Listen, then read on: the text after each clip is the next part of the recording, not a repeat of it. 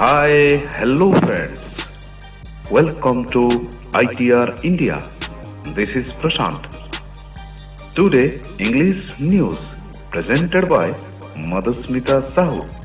So, friends, please subscribe our channel and like, share to others. Good morning, ITR. Today is 26th July. I'm Madhusmita, sharing you today's news. Ladakh left out in the cold 11 months after being a union territory. Understaffed departments, confusion over recruitment, and opacity over governance have continued after the recognition of Jammu and Kashmir. Gehlot to make fresh push-up for Assembly session amid face-off. Cabinet decides to make another proposal to Governor respond to his queries. Army is working to restore LAC position. Lieutenant Jen Joshi, non-committal on timeline. We shall continue all efforts to restore the status quo ante-long the line of actual control LAC with China, said Lieutenant General Y.K. Joshi, General Officer Commanding in Chief, Northern Command, on Saturday. However, he remained non-committal on the timeline for the resolution of the standoff in eastern Ladakh, which has been ongoing for 12 weeks. During the talks for disengagement, India has consistently called for the restoration of the status quo ante at the LAC or the pullback of Chinese troops to pre-May positions. There are certain commitments required from the two sides which is essential for the process to move ahead and deliver the outcomes that are desirable. There are certain factors, though, such as the territorial integrity of the country, that are not negotiable at all. While we are investing sincerely in this ongoing endeavor to bring about peace along the border, we also remain prepared at all times for any eventuality. Lieutenant General Joshi said on the current situation in an interview to a TV channel. The negotiations and the process of disengagement and the commitment of both sides to adhere to the laid down methodology would dictate the timelines of the standoff, he stated. A decorated soldier of the 1999 Kargil conflict, Lieutenant General Joshi said the challenges during the Kargil conflict and the present situation are in a totally different domain. In the given circumstances, the LAC in Ladakh is a challenge today. We as an organization concluded that situation in 1999 to our satisfaction then, and so we would be in this case too, he said. Homeless take refugee in night shelters set ablaze months ago. The buildings await reconstruction as over 500 people sleep without facilities. CM inaugurates 450-bed Burari Hospital. The hospital will eventually have 700 beds, 125 beds to have oxygen supply. Adityanath government transfers district police chiefs of Ayodhya, Kanpur. Stringent NSA to be invoked in Meerut double murder case. Uddhav not in favor of lifting lockdown in state completely. Need to strike balance between economy and health, says Maharashtra CM. Raigad farmers to get relief on per tree basis. 16.85 lakh coconut supari trees damaged. Active cases rise in Andhra Pradesh as 7,813 test positive. Kerala too adds 1,103 cases amid strong local transmission. Karnataka with 55,388 active cases ranks second nationally. In worsening pandemic, no respite in sight for Mollywood. More containment zones prevent return to shooting. Kochi, the worsening COVID-19 pandemic has cast a shadow over the resumption of shooting of new Malayalam movies through the Kerala Film Producers Association KFPA has given its nod to register new films from August 1, even though the government had permitted indoor shooting with a maximum crew of 50 persons from June. The increase in the number of containment zones and stringent regulations have caused the hopes of a gradual return to normalcy. Only 6 movies could be shot under the relaxation period, said M. Ranjit, President KFPA. The continuity of scenes may turn difficult if a location falls under a containment zone midway of the shooting. The uncertainties will not permit producers to stick to the original schedule, he added. Sujit Vasudev, cinematographer director, said that ensuring the safety of people remains key in these tough times. We have to cooperate with the efforts being made by authorities to contain the outbreak, he said. Made in India, the handmade copy of Stradivarius violin. The Lalgudi Trust facilitated rigorous training of 4 craftsmen from the globally renowned luthier James Wimmer.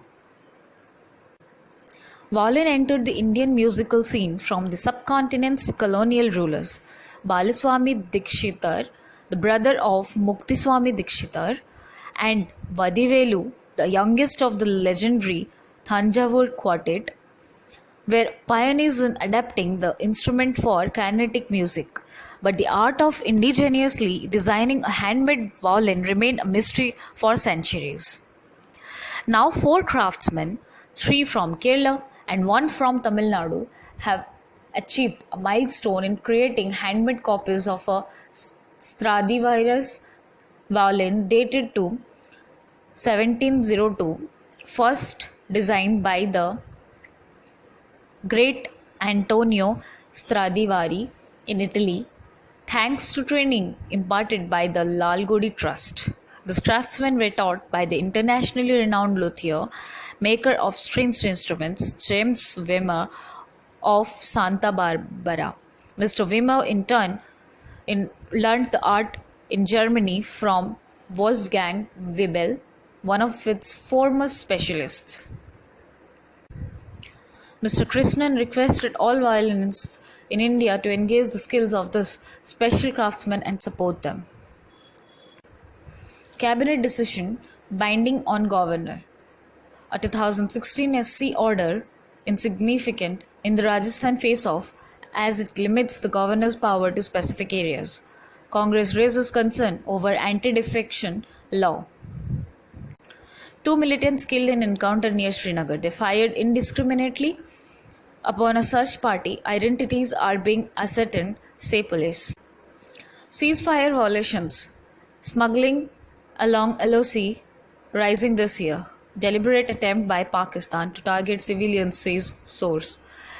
While tensions continue on the border with China, ceasefire violations have continued unabated along the LOC with Pakistan, along with attempts to smuggle in weapons. There have been over 2,500 violations along the LOC so far this year, an army source said. In comparison, the figure for the corresponding period of last year was just 1,500, with entire year recording 3,200 violations. 14 civilians died and 38 were injured along the LOC this year, while last year the figures were 18 and 127. Huge catch of weapons. They are deliberately targeting civilians. Pakistan has also attempted to smuggle in a large number of weapons, the source said.